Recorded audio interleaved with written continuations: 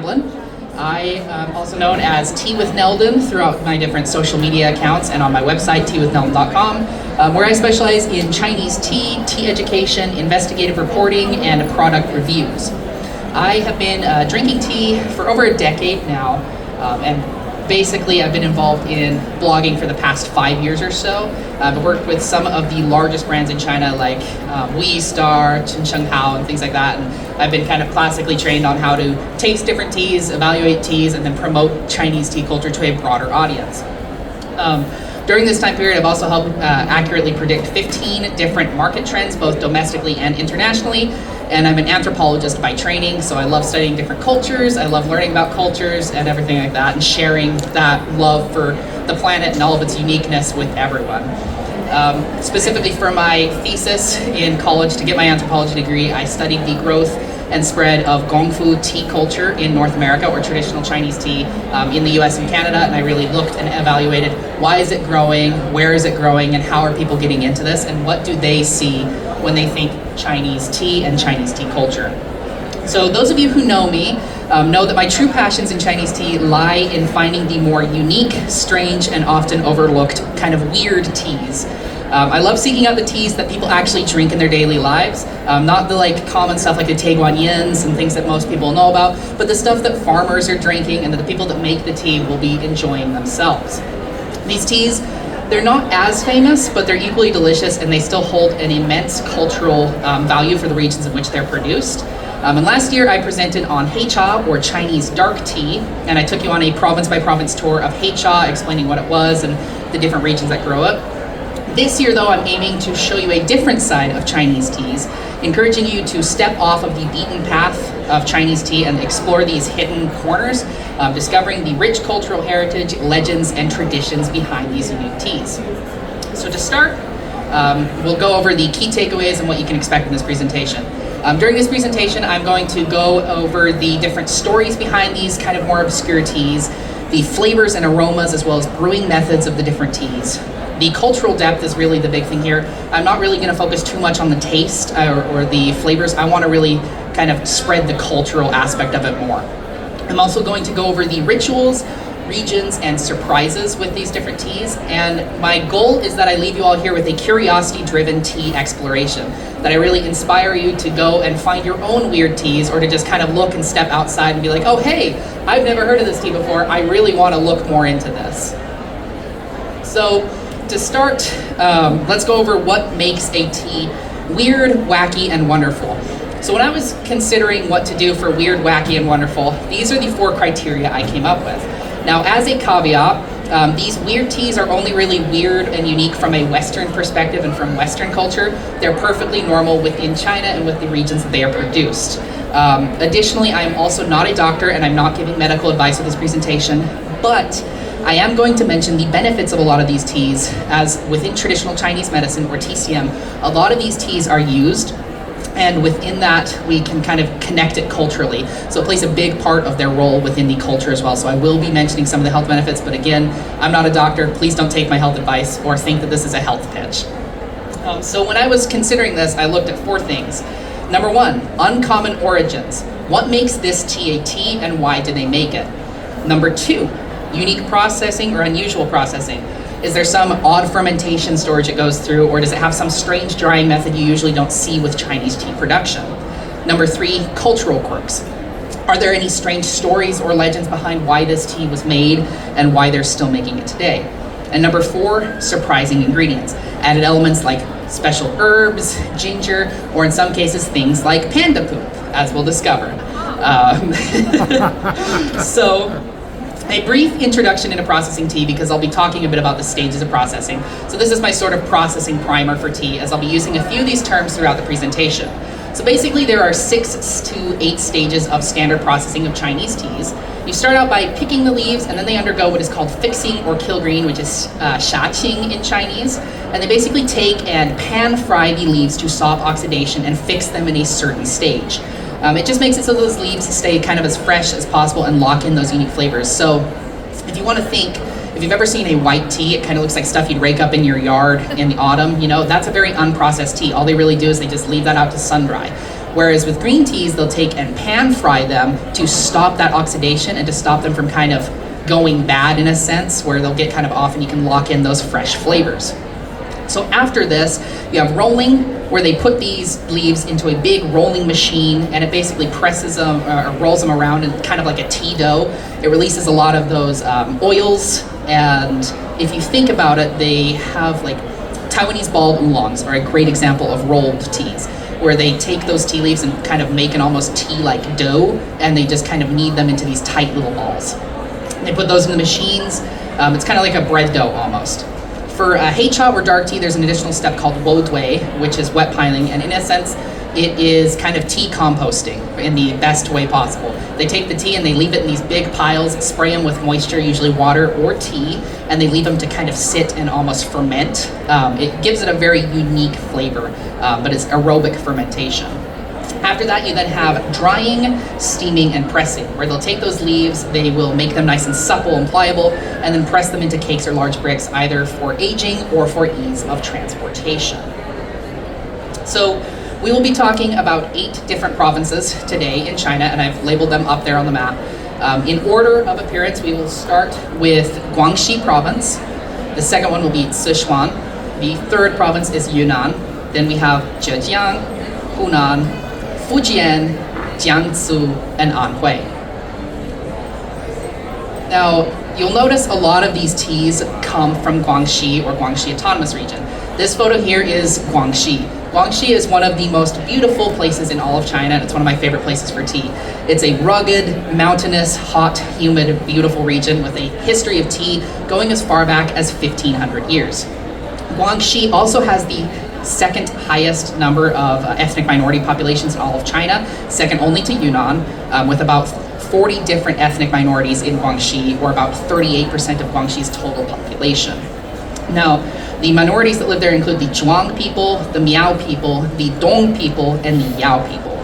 The relatively rugged nature of the region, coupled with the higher population of ethnic minorities, meant that for a lot of its history, Guangxi's been able to retain these certain aspects of tea and tea culture that might not have been kept alive otherwise. Because you think they're very difficult regions to get to, and whereas most of Chinese tea production was standardized after the revolution, the more rural areas were able to retain that kind of sense of tradition and different methods that they had.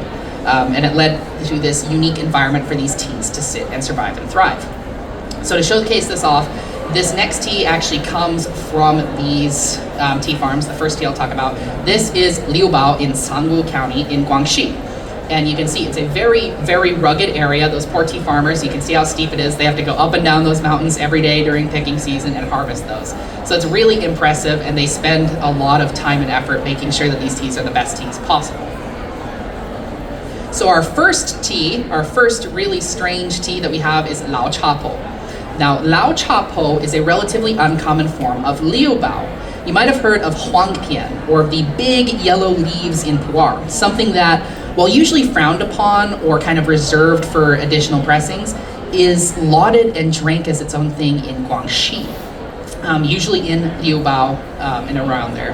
Now, Lao Cha Po directly translates to old tea grandma or old tea granny, and it's made with these older, thicker tea leaves, the Huang Pian in essence. And that's where it gets that name from, old referring to the age of the leaves rather than the age of the tea itself. Another possible explanation for the name of the tea, rather than that, would be the reverence that the locals have for the tea plant, where they treat it like an elderly relative or an ancestor. They drape special robes around these ancient tea trees. They offer libations, so like wine and food to the tea trees, and they just have a deep cultural reverence for these tea trees. To process this tea, the leaves are picked around autumn and winter during frost's descent period, which is Shuangjiang, or October to November in China. These leaves undergo a water blanching, kilgreen or shaqing, where they use steam to deactivate the oxidation instead of pan frying. Now, when they've done that, they take these leaves and store them for aging. It is not wet piled. It doesn't undergo wodui, unlike the other things in the region like Liu Bao. And it may sometimes be pressed into bricks or cakes, but usually you just see it loose in these baskets like this, and it really does look like something you'd find in your lawn. It's delicious, but it is something that looks very rustic. Now, drinking Lao Cha Po They usually don't drink young Lao Chao Po. It can be done, it's just generally not the style. But these older leaves are very resistant to brewing. They don't like to be brewed. So you'll commonly see thermoses full of boiling hot water with these leaves added in, and then they'll just let it steep throughout the day. And the longer it steeps, the sweeter it gets. So for brewing this, what I usually recommend is you take 7 to 10 grams of the Lao Chao Po and add it into a large mug or thermos, and then pour in your boiling water, give it a quick 2 rinses, just in and out with boiling water, and then you steep it for 10 minutes or more.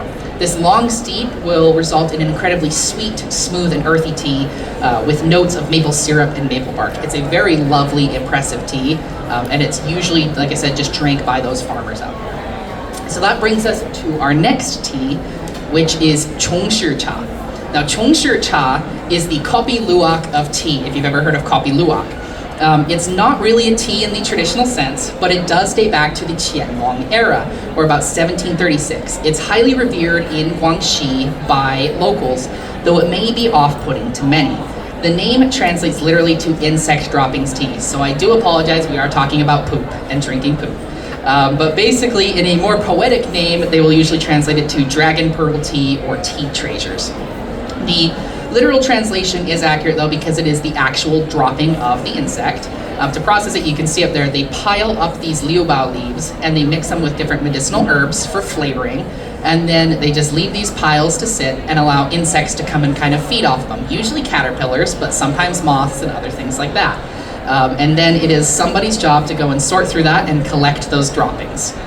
When they've done that, these droppings are sun-dried, and then they are usually pan-fried twice and refined into a drinkable tea. Generally, Chong Shi Cha undergoes 2 fryings, one to dry them out, and then the second for flavor. So the second, they fry it with honey, so it does have a nice sweet flavor. These dried and fried droppings are then brewed and drunk, and the result is a nice sweet and minty brew. You can see there's the droppings there on the left and the brewed tea on the right. It's reminiscent of herbal remedies within China. Now, it kind of has that traditional Chinese medicine flavor, kind of a mixture of herbs and aged earth. Now, these are consumed medicinally and are rumored to be beneficial and healthy for your gut, and they have several stomach calming qualities within TCM. It's also used to clear dampness and heat and aid digestion, reduce phlegm, and other ailments common in such a hot, humid part of China. You'll see that term a lot, clearing dampness. It's something that you're really going to need in a very hot, humid region like Guangxi. Now, to brew this, there's no real set way to brew it. I brew it in a way that I affectionately call a poop pour-over. You take 1 to 3 grams of these droppings, add them into your filter, and then just pour boiling water right over it until the color turns dark enough for you. It's really just kind of up to your eyes. Whatever you think looks done is what is done.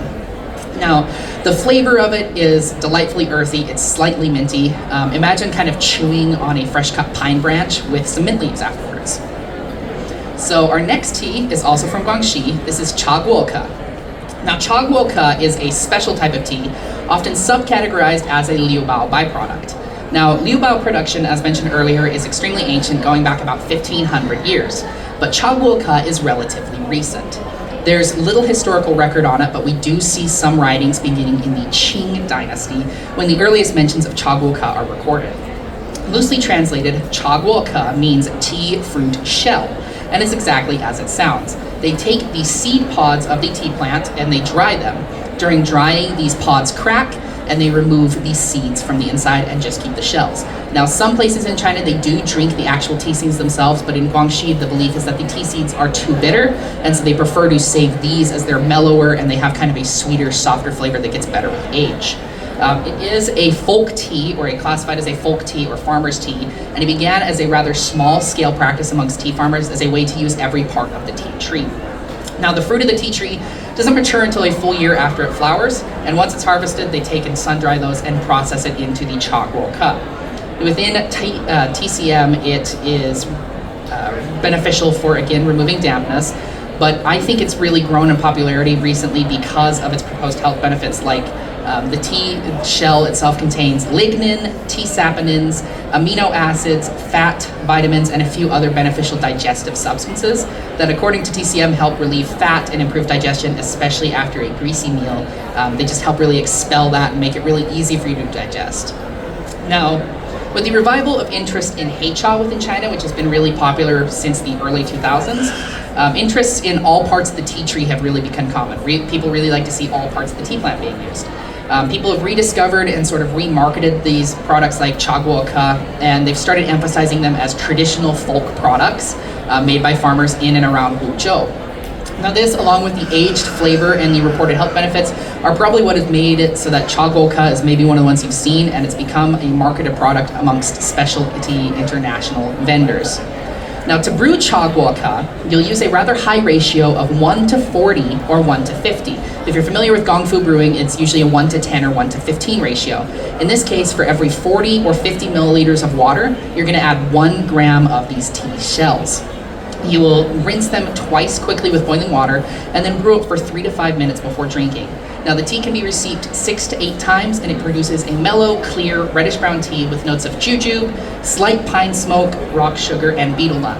Now if you're unfamiliar with betel nut, it is a very common descriptor of flavors for teas from Guangxi. Basically, the best way I can describe it is geosmin. It's a fragrant compound that results, if you've heard the term petrichor, the smell of the earth after rain, that kind of dampness. And so the best way that I can describe this betel nut flavor is if you've ever grown beets or gotten a fresh beet and you've picked one out of the dirt, that kind of earthy, natural like smell of the earth plus a sweetness. That's that betel nut flavor, and it's very desirable in Liu Bao and in this tieguanyin especially.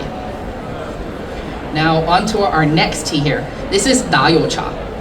Cha is a fun tea worth mentioning. It's not per se a tea or a style of tea, but it's rather a method of preparing and drinking tea common in Guangxi, especially in the mountainous areas like Guilin, Hezhou, Longsheng, and Sanjiangdong. Da means to make the tea, and cha translates to oil tea. So this is essentially making oil tea. Cha is deeply rooted in the traditions of the Zhuang, Dong, Miao, and Yao ethnic communities. Though they call it a tea, it is more similar to a savory soup or porridge, almost congee-like, and it holds a strong cultural, social, and ritual significance. So I'll show you here if it plays. This is a video showing the preparation of cha. So you can see the beautiful traditional headdresses that they have there. It's just such gorgeous. But they take and fry those tea leaves in a pan, and then they add in their boiling water. And as that finishes steeping, you'll see she'll toss in some salt and some other spices, and then they'll have bowls prepared with, in this case, it's puffed glutinous rice, corn, and peanuts, and a few other things. Then they'll just pour that brewed tea directly over it, and there's your tea. There's your cha. So in this case, like I said, they'll usually fry those tea leaves in either peanut oil, tea oil, or lard. They then boil those and prepare them traditionally as a tea, as you saw there.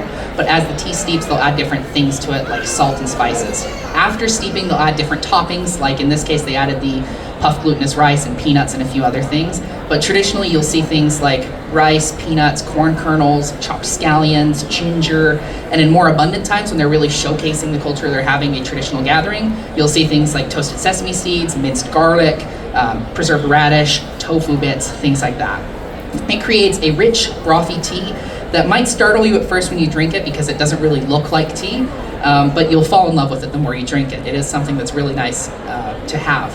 Now this tea plays a very unique role in the culture of tea within China because it is kind of a historic artifact. Within China, tea kind of went through 3 phases. It started out as a medicinal ingredient, and then it went to a food, and then finally it was drunk as a beverage. And so in this case, we see an intersection of all 3 aspects. They use it medicinally, they use it as a food, and they also sit together and drink it like tea, like modern tea culture. So it's kind of a unique aspect where it blends all 3 of those phases of Chinese tea into one living artifact here, which I think is amazing that you can see this, and you can see that they do still like kind of eat it and sit together communally like you would with tea, but they're preserving that sort of lineage of Chinese tea. Now, our next specialty here is panda poop tea, or 熊猫粉便茶. Now, this tea, unlike our previous tea, Chong Shi Cha, it's not actual panda poop. So don't worry, you're not drinking panda poop. An Shi there, he is the guy that created this tea. Now, he is a panda fanatic, as you can tell with his panda suit. He's a conservationist over there, and he has his own panda conservation zoo.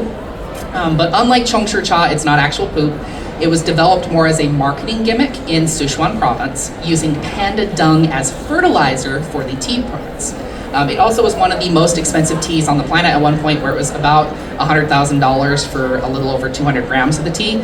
Initially, it's since come down a lot in price. He said that that first batch was so expensive because he was using 90% of that money to go into his conservation and into his zoo. So it was a really good effort.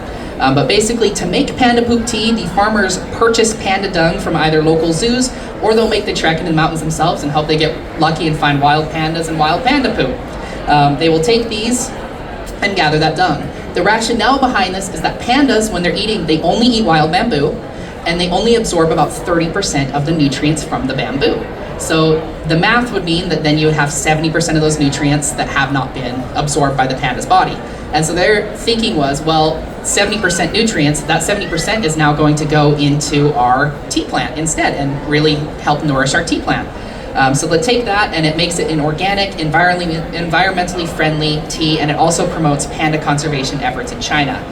So in this case, this tea is relatively tame. It's just a normal tea, as you can see there. That's a black tea in that bag. But the only unique thing is that they use panda dung as the fertilizer.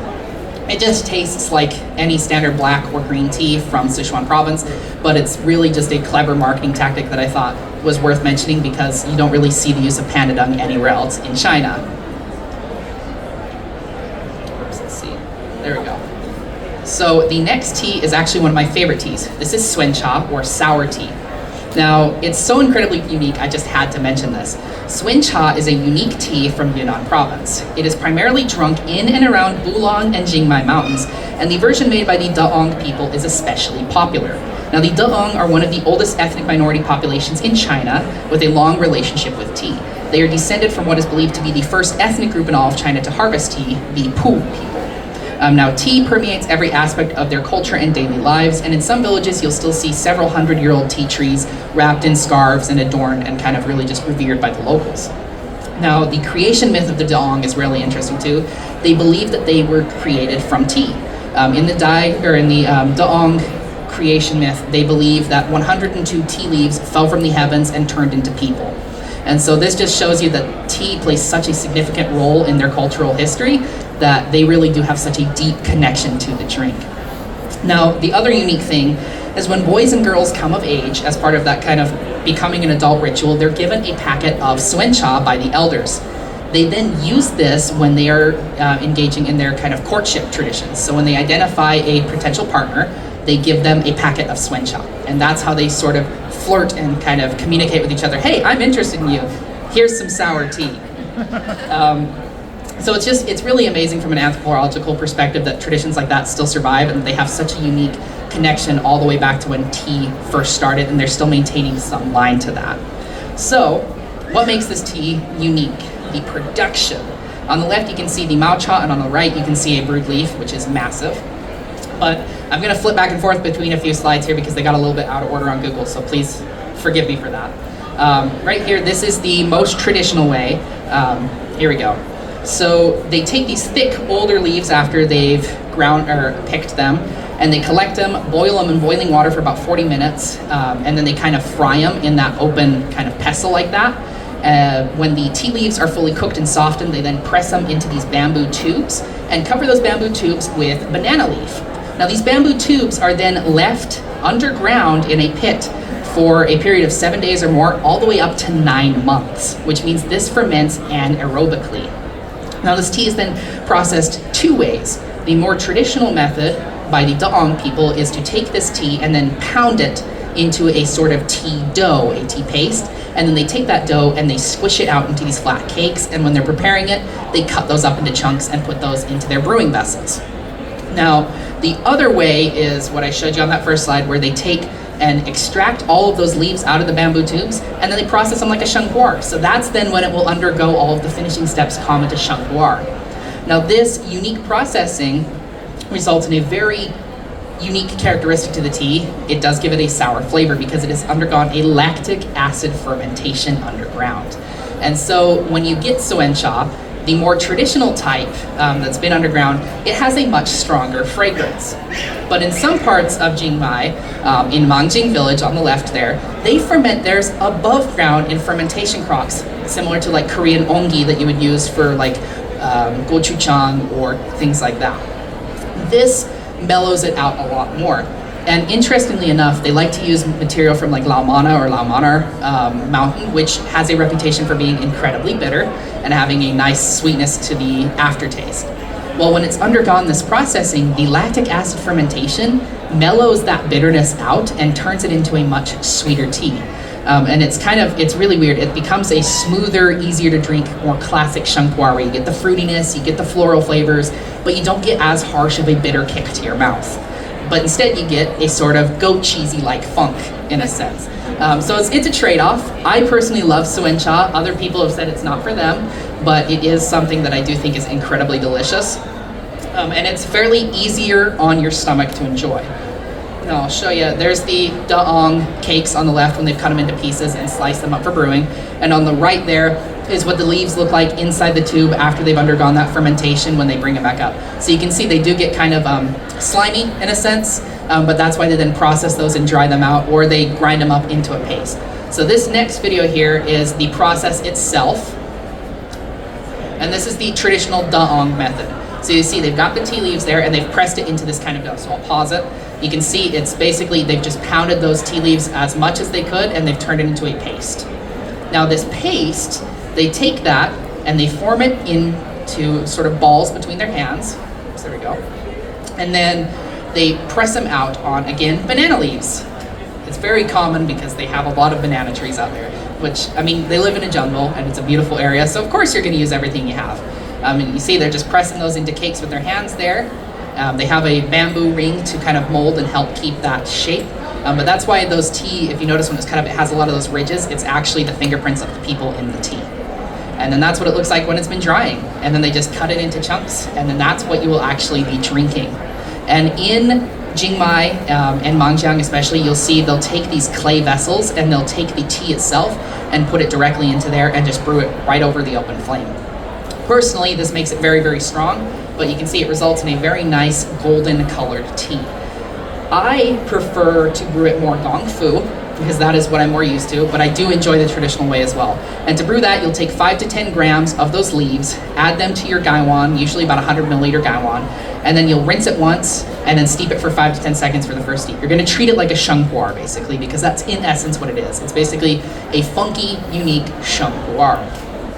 So, let's see. Our next tea here, this is another one that's not a tea, it's an herbal tea. This is pang xie jiao, or crab claw tea. Now this is another herbal tea from Yunnan. Crab tea is a parasitic vine growing on the ancient tea trees in places like Jingmai Mountain in Yunnan. In essence, it's mistletoe that grows on the old tea trees, and because it grows on old trees, the belief is that it absorbs a lot of the qi or energy and spirit from these ancient trees. They kind of view it as like, oh, this crab claw vine is a guest to the tea plant, and so it's absorbing the essence of history and the energy of history for the hundreds of years that that tea plant has been around.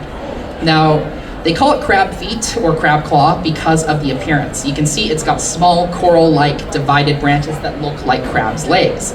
They are green when they're fresh and turn a brownish yellow when they're dried. And tea harvesters will harvest this as they find it, as it is incredibly rare, and it can be resold for very high prices. But when it's noticed, they will often leave a large portion of it behind instead of just taking it off for the crop, because their belief is it is an important key part of the ecosystem out there. And they believe that the trees that host these crab vines actually produce a better quality pu'er. So if you notice it, they're like, oh, that plant is ancient, it must have better tea. So we're gonna make sure that we keep these on this plant. And within TCM, crab claw tea removes toxins and improves your metabolism. Now, to brew crab claw, they'll take 2 to 3 grams of these leaves and add them to a teapot with about 200 to 300 milliliters of water. They'll rinse it quickly and then steep it for 3 to 5 minutes. Now this can be re-steeped 2 to 3 times and has a slightly bitter medicinal flavor with a mild herbal sweetness and a lingering huigan or returning sweetness as you continue to drink. Now it can also be blended with sheng or shoupu'er, which is very common in areas like Jingmai, because they'll be like, oh, we're drinking the shoupu'er or the shengpu'er, let's also add this in for some medicinal benefits and a little bit of extra flavor. So our next tea is Guju Cha Bing. Now these are a living piece of history and represent a style of tea production dating all the way back to the 8th century.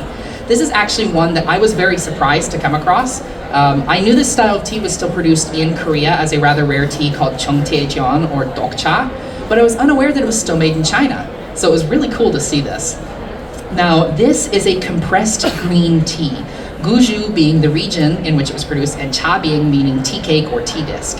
Now, to produce this, they steam the green tea leaves, usually zisun or purple bamboo tea leaves, and they crush them in a large mortar, as you can see right there, until they're a uniform muddy green paste.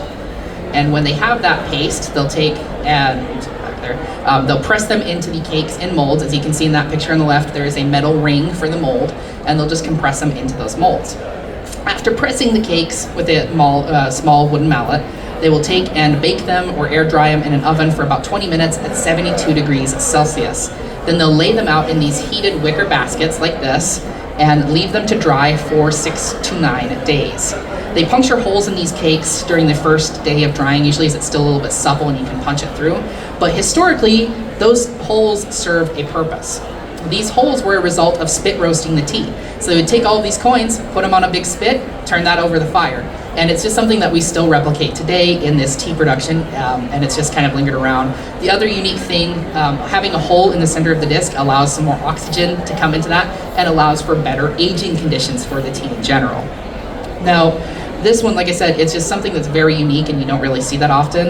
But during the Tang Dynasty, or about 618 to 907, these cakes were then crumbled into pieces with boiling water, and they added salt and a few other spices. And it made it more of a tea soup, kind of like the dayo cha, than the modern tea that we drink today.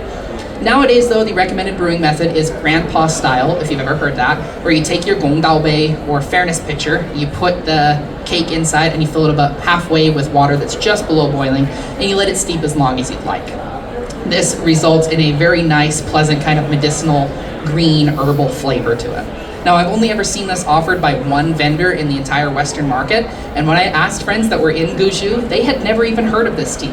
So it's something that's incredibly rare. It's not something that gets a lot of coverage, and it's not something that people really know about. But it's unique in the sense that it is a living link to the past, all the way back to the 8th century. And in fact, in the Classic of Tea, the first real authoritative text on tea, Lu Yu said he hated this tea. He said it was one of his least favorite things, and he said he did not enjoy this because he did not think that grinding the tea up was something you should be doing. But it's just cool to see that we still have a connection going back that far. I don't know if the production is going to continue in the future, unfortunately, because there's not really big interest in it, but it's amazing that we do still see it today. Now on to our next tea. So this is vine tea, or meicha, or you'll sometimes hear it called cha, especially in like Hunan, in and around Zhangjiajie, or the area where the Tujia people are. Now this is a unique herbal tea from the mountains of Zhangjiajie. The picture on the left are the famous Avatar mountains from James Cameron's Avatar movie. They're called the Wulingyuan, or they're a beautiful picturesque area with over 3,000 of these quartzite sandstone pillars and peaks. This tea grows on those pillars and peaks. That is where that thing is found wildly. Now the vine itself is called Ampelopsis grossidentata. It's a vine in the grape family in a sense. So it's kind of related to like a Concord grape. Now this herbal tea is made with that vine, and it's been used for centuries in China, especially among the ethnic minority groups in China, like the Tujia especially. Traditionally, it's used medicinally for clearing heat, detoxifying the body, treating sore throats and mouth ulcers, helping with toothaches, lowering your blood lipids, and relieving the fatigue. Now if you notice, it's got kind of a weird silvery color, right? Well, that color, that white frost, is a crystalline flaked flavonoid compound. In this case, it is DHM, or dihydromyricetin, which is a unique antioxidant, anti-inflammatory, and liver protective compound. Again, not a doctor, this isn't health information, I'm just repeating what that is. But that flavonoid flakes on the tea, and that is what gives it this very unique silvery color. So on the left there you can see some that I personally had and brewed up. It's got a very kind of alien-like appearance, but it's again just those flavonoids. And when you brew it, you will take the leaves and you'll put them in your gonggao bei again, similar to the last tea. You'll add your water and you'll let it steep for about 1 to 2 minutes, and then you'll pour it out and drink it. Now what makes this tea really fun is it has a very unique flavor arc. Now this tea, when you start it, it's almost like if you've ever oversteeped a green tea, it's got that kind of overpowering green vegetalness. That disappears almost instantly after that. And it turns into an incredible mouth-watering sweetness. it almost feels as if you put a sugar cube in your mouth and you're drinking. And when you drink a sip of plain water after you've had the Tong Cha, it is insane and mind-blowing. This is actually one of the teas that I'll be brewing up tomorrow at the tea bar at noon if you would like to try some. So we do have some. I did manage to get some to show off, but it's just something that's really fun. And it's just a unique caffeine-free experience because it is an herbal tea. So it's not going to upset your stomach. It's not going to be something that's going to over-caffeinate you, but it's something that's really going to make you think because it's just really weird. So our next tea here, this is La Mian Cha. Now I'll show you this. So these are the La Mian Cha cakes. Unfortunately, I was supposed to have some of these as well to taste tomorrow. They got caught up in shipping. But this has been a secret pet project of mine for a while now. And it's one I'm very excited to share with you all. La Mian Cha or La Cha was produced during the Song dynasty, or about 960 to 1279, a period during which tea culture in China really flourished. Tea was consumed by the elites, tea art was produced, and tea houses start popping up all around China. The most expensive and finest of all of the teas available during the Song dynasty was La Cha, or wax tea, which were tea cakes made of the highest grade of tea leaves that they then washed, steamed, pressed, ground up, and roasted in molds to create these tea cakes and bricks that had sort of a waxy sheen to them. Now these cakes were then covered with other substances like precious oils or spices, even including things like camphor oil, which created a very highly fragrant tea that had a glossy, waxed appearance. And you can kind of see it in that video there where they've managed to replicate it. Now this tea was much more than just a drink. It was a symbol of refinement and prestige and was reserved for the imperial court and the elites alone. After the Ming dynasty embraced more loose leaf teas for everyone, and loose leaf kind of became the common way to prepare and drink tea, La Mian Cha or La Cha slowly disappeared. But fragments of its production remained. And this is what really excites me, and you're gonna see me nerd out a little bit here. During my research years ago, I came across a text mentioning a different name for La Cha or La Mian Cha, waxy noodle, waxy face tea. It was produced in Jianzhou during the same time period. Based on later descriptions, including a book called the Shilin Guangji, or an encyclopedic text written during the Yuan dynasty, about 1271 to 1638. It covers all aspects of Chinese tea and just culture in general, and it was his way of maintaining a record of Chinese practices. A text mentioned La Mian Cha, and it specifically explicitly states La Mian Cha is not the same as La Cha. So I went to some few different tea producers that are still in that region, and I'm like, hey, let's bring this tea back. And they agreed, and so the cake is actually from the producer there. That was the result of a collaborative effort to bring back a style of tea that basically hasn't been seen in 1,000 years. So it's something that's just very weird and something that I like to really nerd out about, because it's like, in a sense, I'm kind of bringing back something that people haven't really seen, but it was one of the things that Lu Yu wrote about in his Classic of Tea, but we haven't seen in hundreds of years. Now this La Cha, in this case, La Mian Cha is produced similarly to La Cha, but without the additives. It doesn't have the oils, it doesn't have the camphor. I'm gonna experiment with that stuff as well, but I figured to start out, let's just see if we can replicate a close enough tea cake to what it would have been. Now, traditionally you brew this one or two ways. The first is the most historic method and the most common method during the Song dynasty, where you would take the cake and grind it into a powder and make a matcha-like drink out of it called dian cha, which is like the traditional way of brewing it. And there's another presentation going on at the festival as well where somebody's going to show that process off. But they would take that and then drink that like matcha-like drink.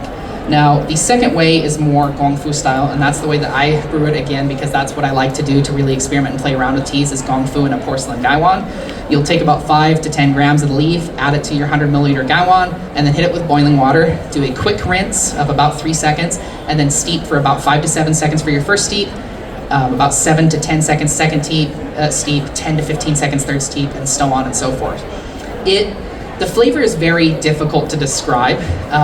It is very unique, and I do see why they would have ground it up, because as it is, when you grind up all of the tea leaves into a cake and press them into a cake, it gets a little bit bitter, and so it makes sense why they would have all the additives. In this case, though, we managed to kind of mellow it out just a bit, and they mixed in some huangpian or larger leaves, so it has some depth of flavor, and it's not just kind of a straight bitterness to you. But it is something that's incredibly unique, and just something that I'm like, I have to tell people about this tea. You can see on the left there, that is an example of brewed La Cha, where you can see the leaves, they're more whole leaves. It produces a kind of golden yellowish brew, and on the right is a silk painting from about 1100 to 1125 by Emperor Huizong, and it's called An Elegant Party. And that is showing off that traditional style preparation during the Song Dynasty. So that is how the tea would have been kind of brewed and made in its traditional heyday. So now on to one of my other all-time favorite teas, or Liuan Heicha or Ancha.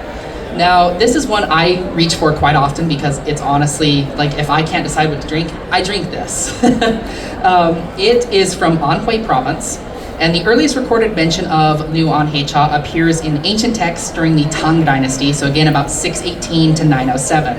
It was revered for its medicinal properties and was often consumed by monks and scholars for its supposed ability to aid digestion, improve energy, and even treat different ailments. Over time, though, the popularity of Liuan Heicha spread across China, especially in the surrounding areas like in Hong Kong. That was where a big market for this was. And it became a prized commodity for both medicinal and culinary purposes. The tea, though, almost went extinct, unfortunately, after the Chinese Revolution, and production was halted during the Chinese Civil War and was not resumed until the 1990s and 2000s. So this is one that you still can find today, thankfully. They found some of the original tea from the 1940s being stored in Hong Kong. You'll usually, in Cantonese, it's called Lok On. You'll see it as that, and so they found some, and they were like, oh, hey, let's send this back to Anhui, and let's reproduce this tea. And so there are baskets available. Now, what makes this tea unique, aside from the fact that it's another kind of example of living history, is the processing and the packaging. It comes in these bamboo baskets, these woven wicker baskets with bamboo leaves on the inside. These bamboo leaves wrap the tea and they keep it protected for aging. But what I really love to talk about, you can see the beautiful color of the tea there. It's a nice dark orange, reddish brown. And when you're brewing it traditionally, you'll add a piece of that bamboo. I'll explain a little bit about that in a minute here. So, what makes this really fun is what they call the night dew process, or the yelu gongyi. Now, the night dew process, in essence, is taking the leaves and setting them outside at night to absorb the dew outside. So it's just, they're taking that dew and they're using that moisture to kickstart fermentation. So on clear, foggy nights, tea makers will place out the dried tea leaves on these big mats that have often been heated to very high temperatures, and they'll allow them to kind of bathe and absorb this tea dew and store it until the next day. And according to tradition, this dew interacts with the leaves and contributes to the final taste, and it kickstarts fermentation. Essentially, it softens the leaves and helps promote the oxidation process the tea undergoes, which is called fajiao, or fermentation is the most common translation you'll see. In this case, it is actual fermentation the tea undergoes. So when it's done with this night dew process, they will then take an almost sort of wet pilot. They'll do that wo dui on it and let it sit and ferment, and then they'll pack it in those wicker baskets lined with bamboo leaves, cover the bamboo leaves up, and then sew that basket up with bamboo needles. And you'll get that, and they'll just age for years and years, and with age, it gets even better and even more desirable. Aged Liuan is one of the most amazing drinks you will ever experience, and I am not saying that lightly. It is basically like, if you've ever had, think of the highest quality aged shenghuar you've ever had, if you've ever had one. It's very similar to that. It's something that's really spectacular to experience. Now, within TCM, it has different benefits. It's known for its digestive properties to help with bloating and to help improve your gut health. It also supports detoxification and has been linked to blood circulation and improving blood circulation. But to brew this, you'll take approximately 5 grams or so, and you'll put it in a Yixing teapot, which is there on the right, and you must add a piece of the bamboo to it. The bamboo is essential for a lot of those TCM benefits, and it also lends a very unique aged flavor to the tea. It's very difficult to describe, but it's kind of like a sweet, earthy flavor that it adds to this tea. Now, the longer it ages, the deeper the flavors become. I personally have some in my collection from the 1990s and early 2000s from the original batches that were reproduced. I would love to get my hands on stuff from the 1940s, but that stuff is about $1,800 per gram, so it's very hard to obtain. But with this one, to brew it, you'll take 5 grams or so of those dark, tight, kind of glossy leaves from that basket, add them into your gaiwan or teapot. I like to use Yixing for this, and you'll hit it with boiling water. About 10 to 15 seconds for the first steep. You'll do shorter steeps, and then you'll increase and do much longer steeps because it is a heicha or a dark tea, so it can take boiling water and it can take sitting in boiling water without getting crazy bitter, which is awesome thanks to that fermentation process. Now, the flavors from this are absolutely incredible.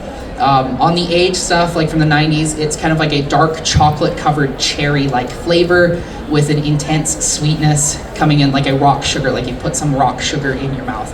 It's really wild, and it's something that you just really need to experience if you ever find it. I think New York Tea Society, if you haven't checked out theirs, they do have some Liuan. I don't know if anyone else has any. I do know Bardo Tea has some Chong Shi Cha if you guys are interested in trying that as well, the caterpillar poop tea. But yeah, it was Liuan. So my goal with this presentation was really to introduce you to the vast world of Chinese teas, and I hope that despite talking about things like poop tea, I've encouraged you to take your time exploring tea and exploring Chinese tea culture.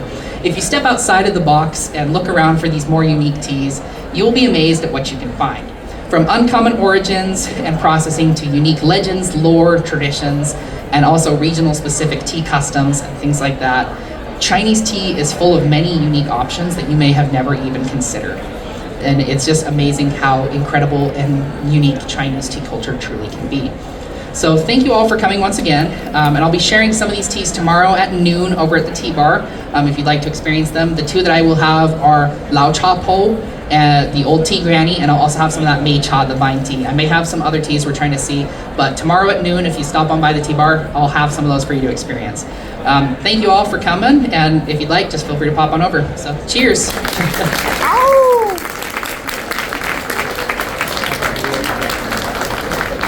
So we'll go ahead and open up to Q&A if you guys have any questions. Yeah. Which were those? You don't honor the one that we started. And if you guys have questions, I'll read them out here as well. Yeah. Yeah. I'm kind of curious. I've seen the I've seen that it often is associated with different grades. How much do you think that the grade is actually going to affect the taste? How much does the grade affect? Yeah, Okay. yeah. So the question was, how much does the grading affect the taste of the tea? And the answer is a lot, like with other teas. So Ancha has different grades. So there's like tieguanyin, which is like the highest grade, just the pure tips of the tea. That's obviously going to be the finest quality, and it's going to have the richest flavor. There are second grades. Most Liuan, if it's not tieguanyin, it's made from either one bud, two leaves, or one bud, one leaf. So it's fairly similar to other Chinese teas, but that grading does impact it. Ultimately, the thing that makes it most unique is they're all going to have that night dew-like flavor, and again, aging is going to be the biggest impact on the flavor. Yep. What was that, sir? The bamboo, are you taking that basket or where are you getting the bamboo? Okay. So the question was, where do you get the bamboo from the tea when you're brewing Liuan? You just take it right off of those leaves that cover the top. You just rip a chunk off, and so like in that one picture I'll show you, that's just a chunk from that bamboo leaf on there, and so you just add that right into there. Where do we read your thesis? My thesis? So the question was, where did they read my thesis? The answer is I haven't published it yet. Well, I mean, I finished it. I will publish it on my blog, tieguanyin.com. And I'll post about it on social media if there's actual genuine interest. I didn't know that there was going to be people that wanted to read it. So I will publish that though for you. Who wants to read it? I know. I saw two other questions over here. Yeah. Can you come forward just a little? Sorry, it's so loud in here. But if you guys have any questions, just go over here and see. Thank you guys. What's the impact of the type of water? The temp of the water? The type. Oh, the type of water? Okay. The type? Okay. So the question is, what is the impact of the type of water? And water is a big thing in tea. Water is the mother of tea, as the saying goes. It's very impactful to the flavor. Personally, I use spring water, mountain spring water, because it's what Lu Yu said is the best to use for tea. If you can use distilled water, or not like straight distilled, but like tap, filtered water. It mellows the tea out a lot and it mutes a lot of the flavors, so I wouldn't really suggest that. Ultimately, use whatever water you have. The best water is obviously going to be spring water because it does have a nice balanced mineral content from wherever it was gathered, and it's going to help bring out a nice depth of flavors to the tea. But for everything else, it really is, if you don't have spring water, don't worry. If you have the tea on hand, use the water you have. Yeah.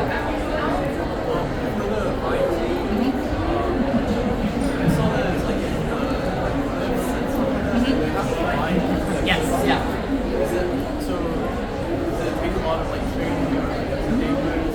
Okay, thank you. So the question was, for the vine tea, if you looked back at those cliffs right there, you can see they're very quite steep, and so he was asking, like, does it take a lot of effort and training to climb those teas, to climb those peaks and get those tea? And the answer is yes. The pickers that have to do this are very skilled.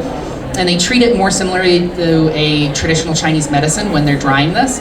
So they use a more gentler process when they're drying it. So typically with teas, you'll see it baked and fired in like a charcoal stove or something else. With this, they use a more gentle method to preserve kind of the health benefits that you would see with things like different ingredients used in traditional Chinese medicine. So it takes a lot of skill and practice to really make these. And weirdly enough, it was only this year that this tea's been really picking up. And I've been like telling people about it because it's so delicious, and we're starting to see it coming out of China more and more. And even in like Hunan and like near Zhangjiajie, they are starting to press vine tea into cakes with like meicha or other teas, or they'll just press the straight vine tea. So we're starting to see kind of an evolution in that tea processing as well, and it's something that's just really unique to kind of witness and be like, oh, they're experimenting because more people are finding out about this. Let's continue that. So, any other questions from the audience at all? So let me see if there's any questions. Okay, I got one question off Instagram. I'll answer real quick. They asked, what is my favorite type of tea to blend together? Do I have anything specific?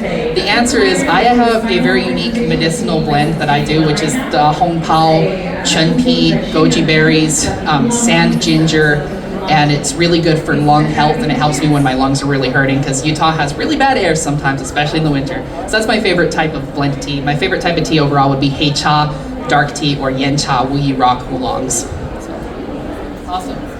Well, thank you all so much for coming. I really appreciate it. Ow, ow.